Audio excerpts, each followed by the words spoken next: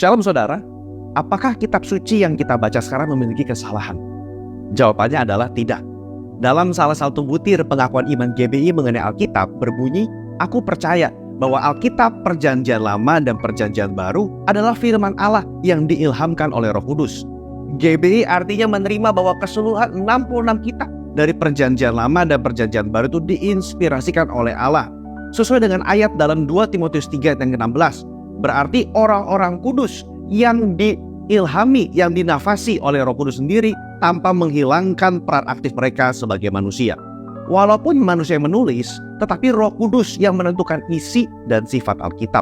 Karena itu firman Allah dapat sepenuhnya dipercaya untuk iman dan kehidupan manusia. Umumnya ada dua kata yang menggambarkan otoritas Alkitab, yaitu infallible dan inerrant. Infallible artinya bahwa firman Tuhan tidak mungkin bisa salah. Penulisan Alkitab oleh manusia yang berdosa tidak mengurangi infalibilitas Alkitab, karena asal inspirasi dari Roh Kudus yang adalah benar. Istilah kedua yang lebih kuat adalah ineransi Alkitab, yang secara sederhana mengatakan kitab suci dalam penulisan aslinya itu tanpa error atau tanpa salah. Sebuah silogisme sederhana yang dapat membantu kita untuk mengerti ineransi adalah seperti ini. Sesuai Roma 3:4 berkata, Allah adalah benar. Dan sesuai 2 Timotius 3:16 yang menjelaskan kitab suci adalah tulisan yang diilhamkan oleh Allah. Karena itu, kitab suci adalah benar karena berasal dari nafas Allah yang benar.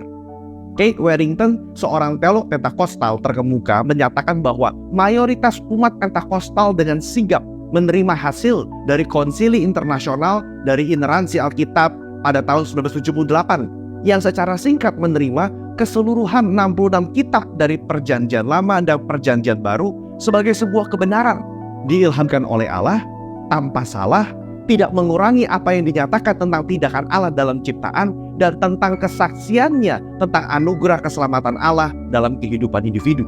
Nah, saudara, coba kita renungkan peristiwa kelahiran Yesus yang berinkarnasi menjadi manusia. Tuhan Yesus yang dikandung dalam rahim seorang manusia, tetapi dengan kuasa Roh Kudus, sehingga Tuhan Yesus dilahirkan tanpa mengenal dosa. Ia 100% Allah dan juga 100% manusia. Begitu juga firman Tuhan yang tertulis, dilahirkan dari tulisan tangan manusia yang berdosa, dengan inspirasi dan dinafasi oleh Roh Kudus, menghasilkan tulisan tangan yang tanpa salah atau inerrant.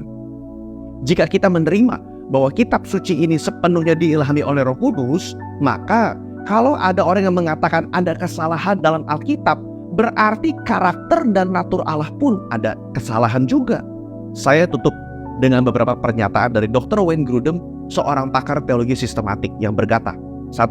Jika kita menolak doktrin ineransi Alkitab, maka kita akan mempertanyakan apakah Allah bisa dipercaya dalam hal lainnya.